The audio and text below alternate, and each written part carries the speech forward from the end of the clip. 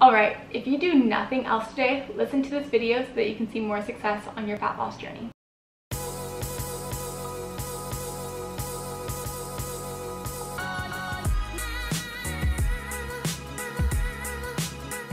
Alright, what is up everyone? My name is Coach Jen. As you may know me, I am the CEO and head coach of Jen Wall Fitness and the Fit and Fulfilled team.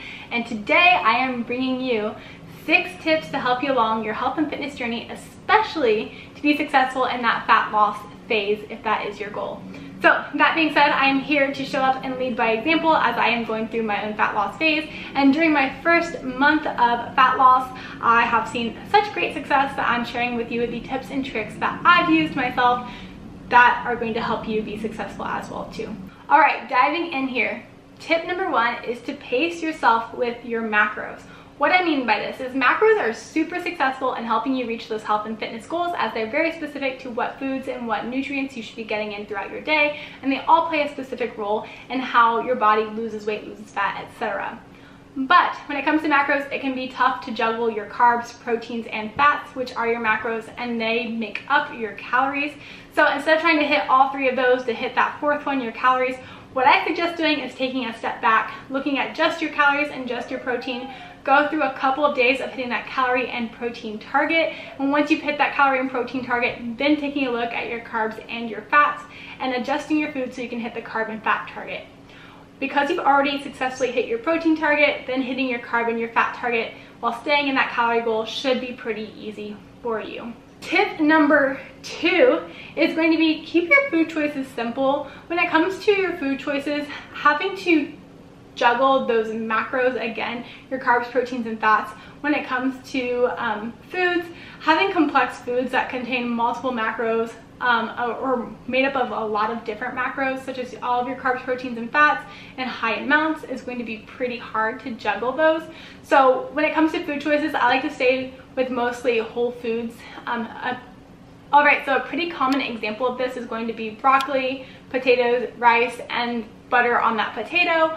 So this is a really good example of knowing what your macros are because your foods are simple. So broccoli would be like fiber, which is a carb or belongs with carbs. Your chicken is going to be protein. Your potato is going to be carbs as well too, and that butter is going to be fats. And so because you can individually see each macro with each food item, it's easier, versus if you take a look at pizza, it's going to be carbs and fats mostly, maybe a little bit of protein. If you take a look at chips, again, going to be mostly carbs and fats. But if you take those chips and you were to separate it, it's going to be oil and potatoes, which is fat and carbs. So again, sticking to mostly whole foods is what's going to be super helpful for you to see each macro in each food, and that'll help you stay on track with your nutrition targets. Number 3 is going to be eating meals routinely. What I mean by this is eating the same meals frequently, as well as eating meals. So 2 in 1 with this one. Eating the same meals frequently will help you from having to be confused each day, wondering what you're going to fit into your day to hit your targets because you're constantly switching meals. By knowing that each morning you simply eat like oatmeal and egg whites, and lunch you have the same lunch, and dinner you have the same dinner, it's pretty easy for you to stay on target, and that'll lead to consistency when it comes to your health and fitness journey, which will lead to more results. Along with this too, like I mentioned before, is eating meals and not just eating small things throughout the day. By eating meals, you're more likely to get protein in at each meal, which will help you at the end of the day hit that protein target, and it'll also help you stay full and satiated between meals as well too. So I really like to eat 3 to 4 meals throughout the day at about that 4-hour mark apart from each other. Number 4 is eating all of your favorite foods by adjusting the portion sizes.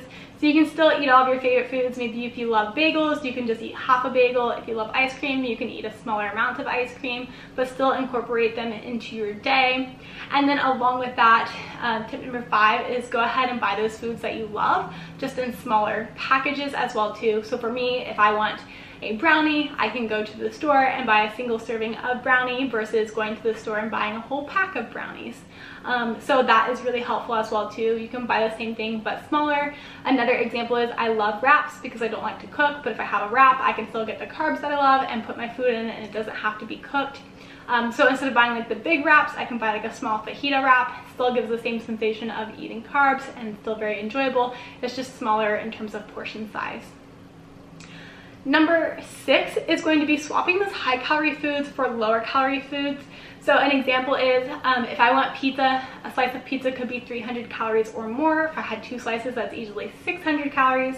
By going to Whole Foods, I can find a pizza, which is like the vegan Harvest flatbread, I believe. I will link it down below if you are interested. The whole pizza itself contains 520 calories and it is a 10-inch pizza and still as enjoyable to eat as eating another pizza from elsewhere that is higher in calories. Another example of food that I love to eat is going to be cauliflower. Again, it's very low calorie. I love to have it with buffalo sauce. Again, very low calorie. I just am a huge fan of cauliflower and buffalo sauce, so I don't know what's up with that. Third, maybe like a Caesar dressing. You can find probably a low-calorie ranch dressing. I prefer like a Caesar dressing. I can find a Caesar dressing from Trader Joe's. It is 70 calories per 2 tablespoons. Cut that tablespoon, again, portion size in half. You get 1 tablespoon. Still get the taste of the dressing, but it's lower calorie. And then, like I mentioned before, is the fajita wraps instead of the tortilla wraps. So you can still have the foods that you enjoy, just find those higher calorie foods and find a lower calorie swap that you can put in for it. Whether you realize it or not, when you are in a calorie deficit, your body knows that you're in a calorie deficit and it's going to want to conserve energy and move less. So a big tip for you is to stay active. I purposely stay active by going out almost every single day and playing volleyball with my friends. You will especially notice that whenever you start to get less energy, you're more tired, etc. That's when your body realizes you're in a calorie deficit and it's trying to conserve energy. So by staying active, you can go ahead and still create that calorie deficit. So what I mean by this is you need a calorie deficit, you need to eat less, but as you eat less, you move less. So instead of moving less, go ahead and make that calorie deficit still by moving just as much or more than you did before. And when it comes to doing this, some things you can do is park further away from the grocery store. Again, go play volleyball, go for walks, listen to podcasts, listen to music, etc. Literally take your time shopping and exploring around the store as well too. Whenever you do go shopping, all of those little things add up to more steps throughout the day, which keep you active.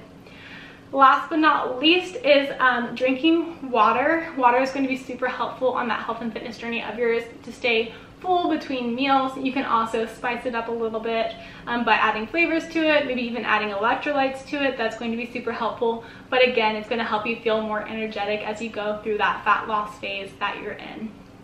So all in all, those are the tips that I have for you today. Super helpful for you to stay on track with your health and fitness journey, as it's been super helpful for me within this past month, seeing tons of progress on my own fat loss phase, and I know it's going to help you as well too. If you are someone who is struggling on that health and fitness journey, please feel free to check out the link below. My coaches and I are happy to bring you onto our team, help you create that customized and personalized game plan for you to reach your results, including your workouts, your nutrition, keeping you accountable and helping you through support on your health and fitness journey to make sure you're on the right track and seeing the progress that you want to see. That way you're no longer struggling, trying to put together pieces yourself or wondering if you're doing it right, or even just like questioning and doubting yourself at any point along the way. We're more than happy to help create that system for you so that you can see results faster. That being said, I hope that you have a great rest of your day and thank you for watching.